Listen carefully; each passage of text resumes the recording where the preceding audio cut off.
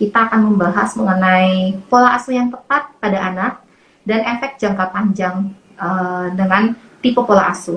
Oke, kalau kita baca-baca ya, zaman sekarang kan dari internet, sosial media, para moms and dad udah bisa mengadopsi berbagai macam ilmu ya. Pola asuh kalau kita baca ada banyak ya, tetapi yang kita lebih kenal itu ada 4 tipe ya. Jadi ada yang pola asuh permisif, ini jadi tidak menuntut anak ya, jadi anaknya sering dibantu. Kalau lihat anaknya nggak bisa bikin apa, udah sini mama aja, kayak gitu ya. Terus kemudian jadi dia selalu diberikan kemudahan. Nah, tapi orang tua juga selalu mengikuti keinginannya, sehingga di sini tidak ada batasan dan tidak terjadi penerapan disiplin. Nah, secara positif dia mungkin bisa bertumbuh menjadi anak yang kreatif karena bebas, gitu ya. Bebas. Tetapi ada efek negatifnya karena anak ini selalu diturutin maunya, apa-apa selalu dibantu, apa-apa selalu dipenuhi keinginannya ya. Jadi mungkin dia bisa menjadi anak yang egois, anak yang menuntut, ya, atau cenderung berontak kalau nggak diikutin keinginannya, ya. Nah, di sini motivasinya dia juga akan jadi kurang, apalagi nanti kalau udah masuk usia sekolah ya. Jadi nggak ada motivasi untuk belajarnya kurang. Nah, ini untuk yang tipe permisif. Nah, kemudian ada yang pola asuh acuh atau mengabaikan, ya. Nah, di sini ya orang tua tuh lebih concern sama urusannya orang tua, yaitu pekerjaan kah, sibuk masalah pribadi, sehingga akhirnya adanya ketidakpedulian atau kurangnya peduli pada anak. Nah, di sini anak akan merasa tidak ada dukungan, terus kemudian anaknya juga tidak berani coba. Anak akan menjadi penuh kekhawatiran. Jadi di sini kalau yang permisif ini, yang acuh ini dia hanya kebutuhan fisiknya saja yang dipenuhi. Jadi mungkin yang penting anak udah makan, udah pakai baju, udah sekolah, udah. Tetapi kebutuhan psikologis dan emosionalnya mungkin jarang terpenuhi. Nah, mungkin anak-anak seperti ini mungkin apalagi sekarang nih ya, udah banyak yang gadget ya. Jadi mungkin anak-anaknya punya urusan masing-masing. Orang tua dengan gadgetnya, anak juga. Jadi akhirnya ini akan membentuk juga efeknya, yaitu ya anak yang cuek, karena dia juga sering dicuekin, otomatis kan jadi anak yang cuek ya. Betul. Akan menjadi emosinya mungkin tidak terkontrol ya, karena dia mengadop dari berbagai sumber, tidak ada guidance dari orang tuanya, tidak ada batasan ya, tidak ada ajaran dari orang tuanya, mana yang bisa, mana yang tidak ya. Terus kemudian dia sulit menjalin relasi ya, dan bahkan komunikasi. Ya, ini memang saya jabarkan dulu yang tipenya yang negatif ya. Negatif, oke. Ya, ada yang disebut juga dengan tipe pola asuh otoriter. Nah, kalau tipe pola asuh otoriter ini orang tua sebagai senternya, jadi orang tua ini pemegang kekuasaan tertinggi. Kemudian jadi intinya memang tegas. Secara itu tegas ada, disiplin ada. Nah, jadi cuma orang tua cenderung menuntut anak, kamu harus begini begitu. Anaknya baru mau coba ini, oh itu nggak boleh gitu. Jadi dikit-dikit dikritik sama orang tua ya, atau malah mungkin kalau yang berlebihan mungkin bisa sambil mengancam, awas ya, nanti kalau tidak ini nanti begini-begini loh, nggak boleh main ini loh, kayak gitu. Ya itu ancaman ya. Terus jadi ini juga orang tua tidak paham akan kebutuhan anak, sehingga ini anak-anak seperti ini dia akan jadi takut mencoba ya. Nah, secara terlihat seperti ada positifnya, yaitu dia disiplin mungkin ya. Jadi dia menjadi anak yang patuh, anak yang disiplin, mungkin anak yang takut ya. Tetapi dia tidak berani berpendapat, mungkin menjadi anak yang cemas, anak yang gampang stres ya. Emosinya bisa meledak-meledak efeknya, dan hubungan interpersonalnya, hubungan dengan orang lain akan menjadi kurang baik, dan dia akan menjadi pribadi yang otoriter, sama dengan yang diterapkan oleh orang tuanya. Nah, kemudian yang keempat adalah pola asuh demokratif. Di mana pola asuh demokratif ini sebenarnya kita memang sebaiknya bisa menggabungkan ya antara otoriter dengan permisif ini ya. Jadi kombinasi lah otoriter dengan permisif. Nah, di sini dengan demokratif ini dapat adanya batasan dan konsekuensi yang jelas ya. Jadi yang pertama yang kita harus lihat adalah kita harus paham dulu kebutuhan anak apa. Kemudian karakteristik anak itu bagaimana. ya. Karena untuk pola asuh anak ini tiap anak pasti beda-beda. Karena setiap pribadi kita ini terlahir dengan karakteristik dan tipe yang berbeda-beda. Nah, ini tuh harus kita paham dulu. Ketika kita paham, maka kita akan tahu bagaimana berkomunikasi atau melakukan pendekatan dengan anak-anak kita sesuai dengan tipe karakteristik dari anak kita. Ya kan? Nah, dimana kalau tipe demokratis ini dia juga akan memberikan kepercayaan, ya. Kepercayaan ini dengan memberikan kesempatan, kemudian diberikan support, ya, menjadi mensupport anak, sehingga akhirnya anak ini merasa dimengerti. Nah, efek jangka panjang yang kita harapkan adalah akan membentuk suatu pribadi anak dengan kepribadian yang seimbang, ya, mandiri, disiplin, percaya diri, kreatif iya, tapi ada batasannya, dan yang pasti anaknya tumbuh menjadi anak yang bahagia, ya. Jadi 4 tipe pola asuh anak ini yang mungkin yang paling familiar, ya. Nah, kuncinya memang harus sesuaikan dengan karakteristik usia anak dan harus ada respon 2 arah, ya. Jadi kita harus juga memberikan anak kesempatan, ya. Jadi memang kita lebih ke tipe demokratif, ya. Nah, sehingga diharapkan kelak ke depannya anak-anak ini ya tadi tumbuh menjadi pribadi yang baik, ya. Semua orang tua pasti menginginkan anak yang baik, ya, anak yang hebat, anak yang pintar, ya, dan ya diharapkan tidak akan menjurus ke hal-hal yang negatif seperti mungkin tadi sempat disinggung sama Mbak Rita, ya, maraknya akhir-akhir ini anak-anak yang udah mengarah ke arah yang negatif, ya. Apalagi sekarang pandemi COVID, ya, orang tua banyak berkoneksi dengan anak di rumah karena memang jadi udah kerja dari rumah, sekolah dari rumah, sehingga memang disinilah akan mulai muncul banyak juga kan sama pandemi COVID ini akan ada menjadi ada kekerasan, ya, yang tidak disadari sebenarnya, ya, gitu. Jadi mungkin sekilas itu mengenai tipe pola asuh dan dampaknya, ya. Nah, dalam menerapkan suatu pola asuh itu, ya, dampaknya, jadi secara garis besar itu dampaknya sih sebenarnya apa? Otomatis pola asuh yang kita terapkan ke anak itu akan mencontoh bagi anak kita, yang mungkin kedepannya dia juga akan menjadi tipe pribadi menerapkan pola asuh yang seperti yang diterapkan pada dirinya. Kemudian si anak ini akan mendapatkan persepsi yang salah tentang orang tuanya.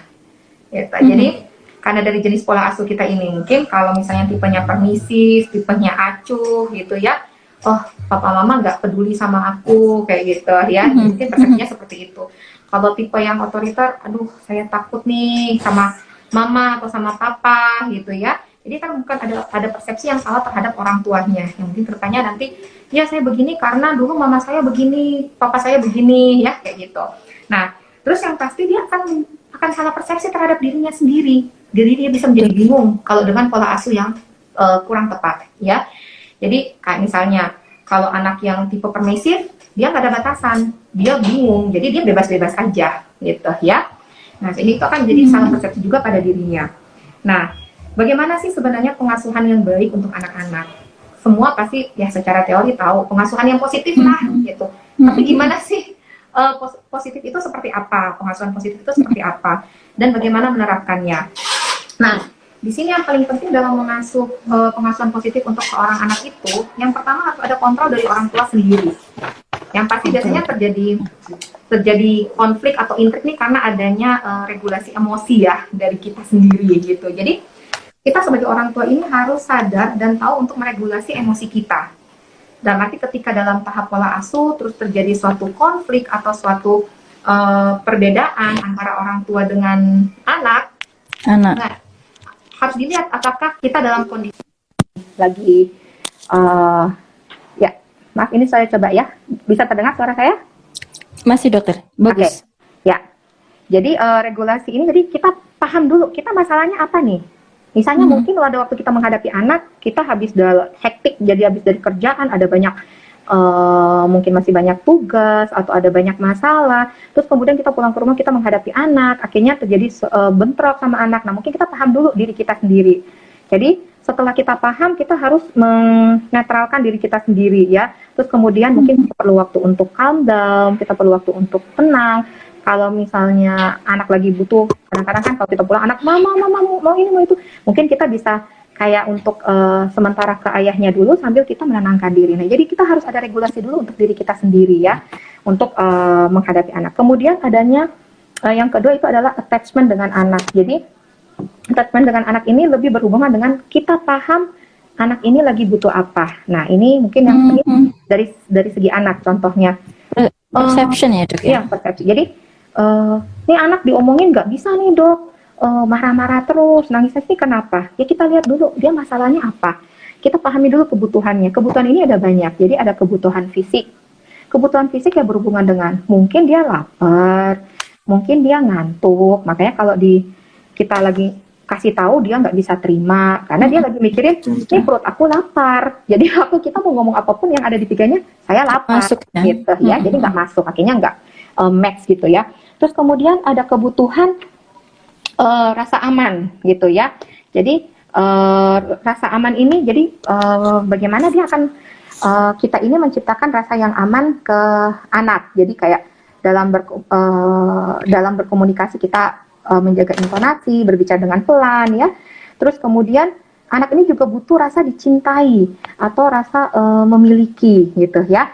Nah, ini kita bisa lakukan dengan mungkin kalau kita tidak bisa berkata-kata, mungkin kita bisa sekedar peluk dulu anaknya, kita cium dulu anaknya.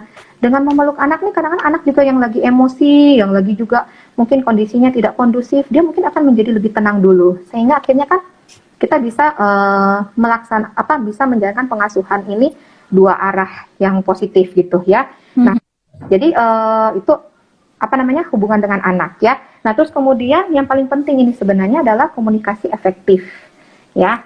Nah, komunikasi efektif ini komunikasi seperti apa sih? Jadi untuk anak itu ya usahakan kita menggunakan kata-kata yang sederhana, singkat tapi jelas ya. Kita jangan kadang-kadang kita gini, dia nggak mau dengerin si dok, ya mungkin anaknya nggak paham karena kita kata-katanya terlalu ribet, panjang, kita perintah ngomel dulu ya. yang dulu, jadi dia mama ngomong apa ya gitu ya. Jadi itulah yang selalu menjadi intrik atau konflik ya di antara orang tua dan anak. Jadi sederhana, sesuaikan dengan usia, singkat ya, mudah dimengerti sama anak ya. Nah, kemudian dua arah ini adalah kita harus mendengarkan secara aktif. Setelah kita mendengarkan anak, kita mulai bertanya, ya. Misalnya, dia marah-marah, kita dengerin dulu. Adik kenapa marah-marah? Soalnya si kakak udah selesai dia ngomong, baru kita tanya. Oke, tadi adik marah karena kakak begini. Nah, adik maunya apa? Kita dengarkan dia, ya. Sehingga memang prinsipnya ya kalau kita ingin didengarkan maka kita harus mendengarkan dahulu. Kalau kita ingin dihargai ya kita menghargai lebih dahulu ya. Nah, tadi kemudian dan kemudian menghargai prosesnya gitu ya. Jadi jangan lupa berikan pilihan, jadi ada berikan pilihan kemudian hargai proses. Untuk berikan pilihan untuk anak-anak itu pilihannya tuh jangan banyak-banyak, 2 aja cukup. Adik mau mandi dulu atau makan dulu, kayak gitu ya. Jangan gini, kamu mau mandi dulu nggak? Habis mandi baru kamu boleh makan, terus kemudian nonton TV, bla bla bla. Anaknya bingung, ya. Tapi kalau adik mau mandi atau makan dulu, mau mandi dulu mama, oke kita mandi dulu ya. Udah selesai mandi baru kita makan ya sekarang karena kita sudah selesai mandi. Kemudian jangan lupa untuk menghargai suatu proses. Terima kasih adik sudah mendengarkan mama. Terima kasih adik sudah mau mandi, badannya bersih, ya. Jangan lupa setiap kita mengucap berterima kasih saat itu kita selalu melabel. Jadi misalnya kita mengapresiasi itu, jadi kita selalu melabel apresiasinya tuh apa. Terima kasih kenapa, hebat kenapa, gitu ya. Jadi harus selalu mendeskripsikan gitu ya. Nah kemudian kita dalam komunikasi efektif ini harus ada koneksi, ada hubungan. Jadi untuk ada hubungan ini ya kita memang harus punya empati dulu. Untuk mempunyai empati kita harus ya mengerti anak dulu gitu. Gitu ya. Kayak tadi kenapa adik marah gitu ya, nanti bilang oh iya, baru kemudian kita bisa koreksi ya. Setelah kita berempati biasanya orang itu kalau merasa dimengerti dia akan lebih mudah untuk menerima koreksi ya. Tapi kalau kita tidak awali dengan empati, kamu sih begini begini begini. Makanya itu nggak boleh, dia akan lebih tidak terima. Tetapi kalau misalnya kita berempati dulu, ya mama mengerti, tadi adek teriak-teriak lapar ya gitu. Nih, lain kali kalau lapar, dede bilang, mama adek lapar gitu. Atau dede boleh pegang tangan mama gitu. Jadi dia akan lebih memahami, oh ternyata kalau aku lapar, aku bisa mengatakan dengan baik-baik, mama aku lapar, kayak gitu ya.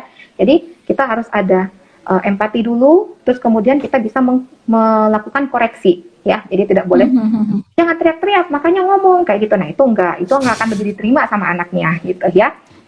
Nah kemudian jangan lupa untuk membangun suatu batasan yang jelas untuk disiplin. Nah yang mesti diingat adalah yang kita kasih adalah jadi kita ada kesepakatan antara orang tua dan anak ya, dan tidak ada kekerasan, sebaiknya tidak menggunakan kekerasan.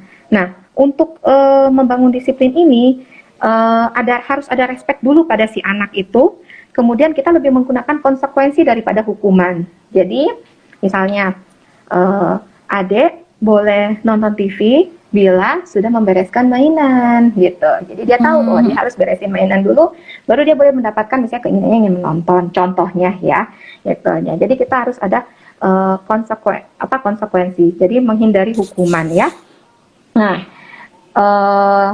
kemudian untuk diharapkan nanti kalau komunikasi efektif ini kita juga bisa selain masalah verbal, kita juga bisa melakukannya dengan nonverbal. Jadi dibarengin dengan nonverbal itu seperti misalnya kita peluk ya, sambil kemudian jangan lupa terjadinya komunikasi yang efektif ini ya kita harus searah gitu ya, terus harus sejajar. Jadi kalau kita ngobrol sama anak kita, kalau anak kita posisinya duduk maka kita duduk sama tinggi ya, kalau anaknya berdiri kita jongkok, jadi sehingga anak ini akan merasa kita menghargai ya.